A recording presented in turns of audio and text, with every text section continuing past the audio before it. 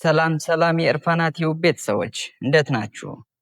ዛሬ የምንነጋገረው አብዛኛው ሰው እንደ መጨረሻ ስለሚያየው ነገር ግን እውነተኛ አሸናፊዎች እንደ መጀመሪያና እንደ ማነቃቂያ ስለሚጠቀሙበት ሚስጥር ነው። እሱም ውድቀት ይባላል። አንድ ጥያቄ ልጠይቃችሁ። በህይወታችሁ ስንት ጊዜ ውድቀትን ፈርታችሁ አዲስ ነገር ሳትሞክሩ ቀርታችኋል? ስንት ጊዜ ነው አንድ ጊዜ ተሳስታችሁ አይሆንልኝም ብላችሁ ተስፋ የቆረጣችሁት? እውነቱ ግን ይሄ ነው። ውድቀት የስኬት ተቃራኒ ሳይሆን የስኬት አንዱ አካል ነው። ዛሬ በዚህ ቪዲዮ ውድቀት ለምን ለስኬታችሁ የግድ አስፈላጊ እንደሆነና እንዴት እስከ ውድቀት በኋላ በበለጠ ጥንካሬ መነሳት እንደምንችል እና ደረጃዎችን እናያለን።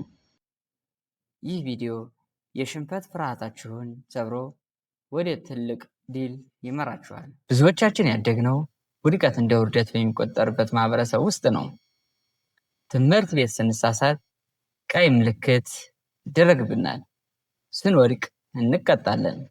ነገር ግን በተግባራዊ ዓለም ውስጥ ውድቀት ማለት መረጃ ወይም ፊድባክ ማለት ነው።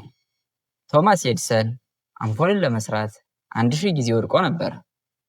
ለምን 1000 ጊዜ ወደቅ ተብሎ ሲጠየቅም የመለሰው ምላሽ በጣም የሚያስገርም ነው። እኔ አልወደቅኩም፣ ይልቁንም አምፖል የማይሰራባቸውን 1000 መንገዶችን አግኝቻለሁ አለ። ውድቀት ማለት አትችልም የሚል ፍርድ ሳይሆን ይህ መንገድ አይሰራም፣ ሌላ ሞክር የሚል መመሪያ ነው። የሚጎዳን ውድቀቱ ሳይሆን የውድቀቱ ፍርሃት ነው።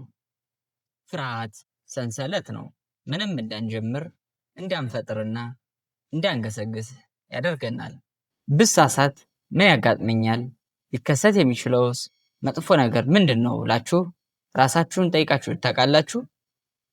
አዎ፣ ብሳሳት ምን ያጋጥመኛል ብላችሁ ራሳችሁን ጠይቁ። ብትወድቁ፣ ብትሳሳቱ፣ ሰዎች ቢስቁባችሁ፣ አብዛኛውን ጊዜ ሊከሰት የሚችለው መጥፎ ነገር እኛ ከምንገምተው በላይ ቀላል ነው። ፍርሃትን ለመጋፈጥ ምርጡ መንገድ መውደቅን እንደ አማራጭ መቀበል ነው። ውድቀት መጥፎ አይደለም፣ አለመሞከር ግን ኪሳራ ነው። ውድቀት ምርጥ አስተማሪ ነው። በተሳካላችሁ ጊዜ ምንም አዲስ ነገር አትማሩም፣ ዝም ብላችሁ ደስ ይላችኋል። በወደቃችሁ ጊዜ ግን ቆም ብላችሁ ምኑ ላይ ተሳሳትኩ፣ ምን ማስተካከል ነበረብኝ፣ ለቀጣዩስ ምን ዝግጅት ያስፈልገኛል ብላችሁ ትመረምራላችሁ፣ ታጤናላችሁ። እውነተኛ ስኬት የሚመጣው ኤክስፔሪየንስ ሲኖራችሁ ነው። ኤክስፔሪየንስ ደግሞ የሚመጣው ከመጥፎ ውሳኔዎችና ከውድቀቶች ነው።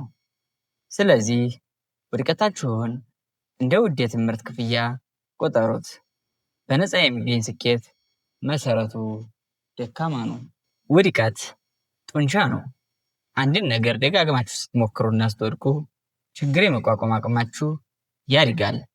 የቅርጫት ኳስ ተጫዋቹ ማይክል ጆርዳን እንዲህ አለ፣ በህይወቴ 9000 ኳሶችንም ስቻለሁ፣ 300 ጨዋታዎችንም ተሸንፌያለሁ።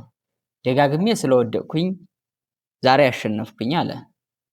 ውድቀት የውስጣችሁን ጽናት ይፈትሻል። በትክክል ለምትፈልጉት ዓላማ መውደቅ አያቆማችሁም፣ ይልቁንም ይበልጥ ያጠነክራችኋል።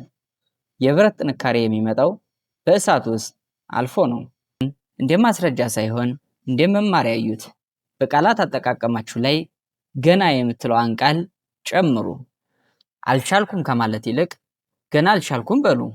ይህች ትንሽ ቃል በአእምሯችሁ ውስጥ የመሻሻል ተስፋን ትዘራለች።